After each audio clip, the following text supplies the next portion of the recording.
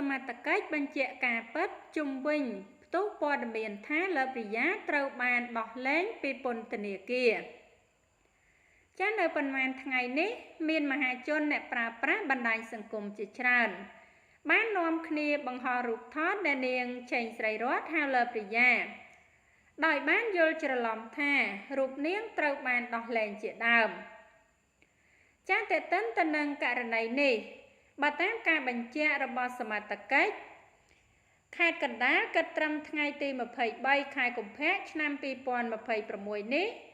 អ្នកនាងលើព្រីយ៉ាមិនទាន់ដោះលែងពីពន្ធនាគារនោះឡើយតាមប្រភពបានបន្តថាសម្រាប់រូបភាពរបស់នាងដែលស្លៀកពាក់ខោអាវអ្នកទោសនោះគឺមន្ត្រីអនុរិយពន្ធនាគារនាំនាងទៅពិនិត្យសុខភាពនៅមន្ទីរពេទ្យដោយមានការអនុញ្ញាតពីតុលាការលើពីនេះសមត្ថកិច្ចបានឲ្យដឹងថាក្រោយចាប់ខ្លួនឆេងស្រីរតហៅលើព្រីយ៉ាបានមួយសប្តាហ៍ទើបដឹងថាអតីតអ្នកលក់អនឡាញដ៏ល្បីរូបនេះមានផ្ទៃពោះសូមរំលឹកផងដែរថានៅរសៀលថ្ងៃទី15ខែសីហាឆ្នាំ2025កម្លាំងស្នងការដ្ឋាននគរបាលខេត្តកណ្ដាលបានបញ្ជូនអ្នកលក់លេដ៏ល្បីឈ្មោះឆេងស្រីរតហៅលើព្រីយ៉ាដែលធ្លាប់មានងារជាឧកញ៉ាទៅកាន់សាលាដំបងខេត្តកណ្ដាល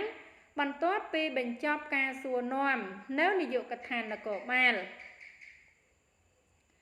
ការបញ្ជូនទៅកាន់តុលាការនេះដែរធ្វើឡើងបន្ទាប់ពីនៅព្រឹកថ្ងៃទី14ខែសីហាឆ្នាំ2025អ្នកនាងលើព្រីយ៉ាត្រូវបានកម្លាំងនគរបាលចាប់ខ្លួនក្រោមការសម្រេចសម្របសម្រួលពីតំណាង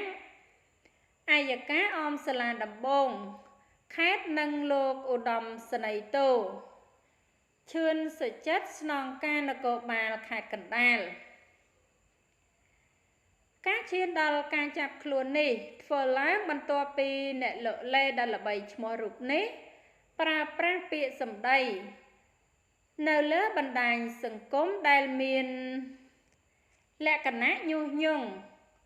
ឲ្យប្រព្រឹត្តឧក្រិដ្ឋជាអាត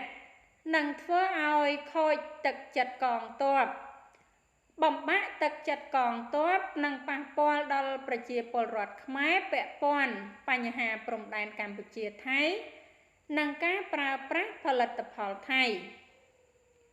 ចា៎ហើយអត្ថបទព័ត៌មានដែលនាងខ្ញុំជម្រាបជូនខាងលើនេះចា៎គឺមានតែប៉ុណ្ណឹងចា៎សូមអរគុណសូមជម្រាបលា